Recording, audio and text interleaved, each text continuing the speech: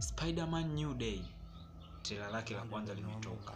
So kwa wale ambao bado hamjaliona unaweza kaingia YouTube channel kaangalia pale.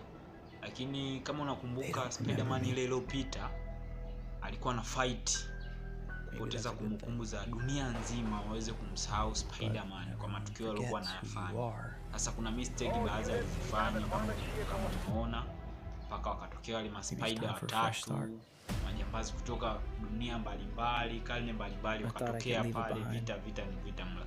Lakini kama unakumbuka pale uliangalia, sawa, it's okay. Hii hapa sasa Spider New Day. Spider-Man anaanza upya. Spider-Man hajulikani, yani anajulikana tu kama Peter Parker, lakini watu hawajui kama Peter Parker ndio Spider. Na video kweli zipo zinaonyesha Spider-Man amesaidia watu wengi sana na nini kama hivyo. Lakini Spider-Man kama Spider-Man hawamjui kama ni Peter Parker. Sasa Peter Parker anakana jilaumu, marafiki, dunia, hana support yoyote, yani yuko tu. Hata yule mpenzi wake yule bidada kama unamkumbuka, wanapishana kabisa pale chuoni watu wanamuongelea Spider-Man lakini hawakumbuki kama ni Peter Parker.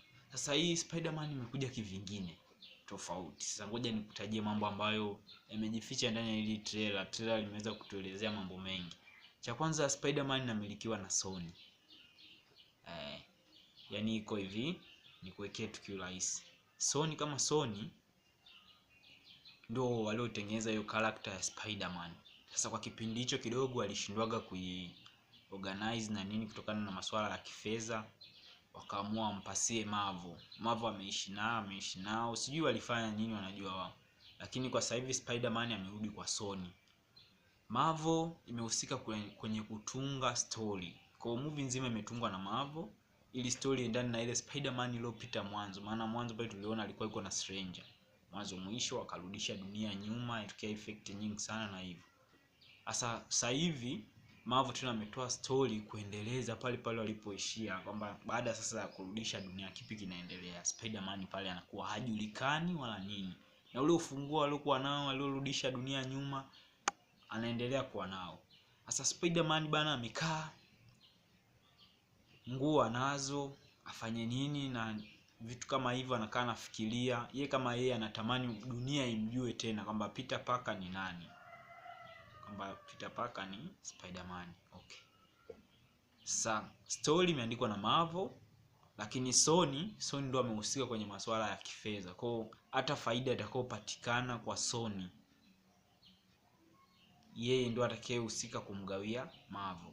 Na hii pia tena ni fursa kwa vijana, maana kuna ma website tofauti sasa hivi nayaona, unaweza ukawa mwandishi wa movie, ukaandika movie yako vizuri, afu zeni ukaenda pale ukaiuza, na ni kuanzia dola kama 100 kuendelea. Kuna makampuni mengine yanaanza kulipa paka dola 1000. Cha msingi tu movie yako iwe fresh, imeandikwa vizuri, script umezipangilia, wao wenyewe wakisoma kaona kabisa huyu kweli udogo amefanya kitu fulani. Yani wewe dola 1000 ziko nje. Kwa kama wewe ni mwandishi wa movie, hebu jaribu kunidm hapo nikutajie websites ambazo unaweza ukacheza nazo movie zako ambazo umeziandika. Unajua bisa hapa kwa kibongo bongo atutoboi, ukiziweka kule unaweza ukauza ukapiga hela na maisha kaenda safi. Okay, tunaendelea. Sasa baada ya movie kubi upload itakuwa ni April hiyo, mwezi wa 4 2026. Wewe unachotakiwa kufanya tu ni chap kwa kaiangalie movie. Nimejaribu kupitia mara mbili ile trailer, nikaangalia ni bonge ya kitu, kwa sababu kuna mtu anaitwa Tom Holland. Nadhani kila mtu anamfahamu jamaa Tom Holland, amecheza pale. Kwa mwanzo mikiki inatokea, Tom Holland ndo anahusika kwenye ile pale, lakini Spider-Man anaenda anamzuia, bana wewe rudi kwanza katulie niingie mimi. Na kuna baadhi ya script Spider-Man kacheza amevua mask ile pale, ili hata watu wakiangalia waseme kumbe Spider-Man ni Peter Parker. Sasa ndo hapo niko najaribu kukupa tu dots ndogo. Na wale ambao mjaiangalia trailer, yani umechelewa sana. Trailer imetoka, lakini mwezi wa 4 movie kamili inaachiliwa, akiwemo Tom Holland akiwa anashirikiana na Spider-Man hapo kwenye kukamilisha mchezo wote. So hivyo ni vitu tu baadhi ambavyo vimeonekana kwenye movie. Kwa hiyo movie usishangae kuonekana kampuni zote mbili pale mabango yao kwamba Marvel Studio afu kashangaa Sony Pictures. Sababu Sony ukiangalia kwenye pesi zake zote amebrand hiyo movie. Sasa watu wanaanza kujiuliza imekuwaje Marvel na Sony wanashirikiana? Siri iliyojificha ndio hiyo. Character ya Spider-Man inamilikiwa na Sony.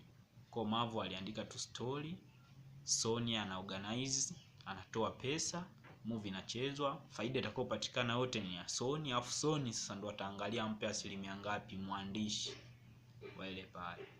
So kama kijana, mama, faza, hujaangalia hii movie, yani show tumechelewa sana. Make sure unaangalia trailer, afu tusubiri hiyo mwezi wa 4 2026 kitu kitakuwa released hapo, usikose kuiangalia.